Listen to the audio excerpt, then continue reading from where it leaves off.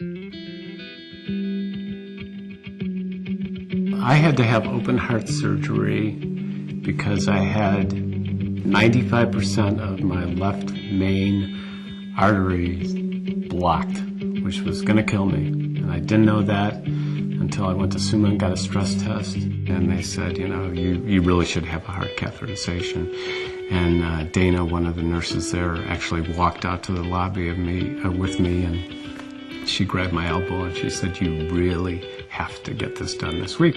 During the catheterization, found out that I was not just a time bomb walking around, I was a lit fuse. You can be brushing your teeth and you die.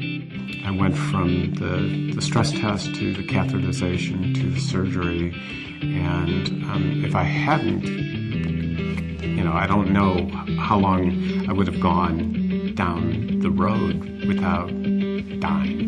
I think there's kind of a myth built around big city hospitals, and whether it's, in Rochester, Minnesota, or in New York City, or in Cleveland, bigger isn't always better. The thought never crossed my mind that I would have to go to Cleveland to get good care, because I know it's there at Summa. They know what they're doing. They care about their patients.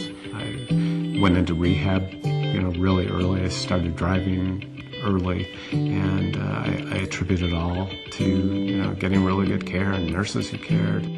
I like all kinds of music and listen to all kinds. I remember reading a quote one time that said, "Music washes away from the soul the dust of everyday life, and it's almost like an elixir." And so I went in there with heart disease, and I came out as having been washed clean of what was in the past, and I'm starting a new future because of the great care I got there at Summa. I don't know how anybody could not look at this experience as being just what it is, a gift. I'm vertical,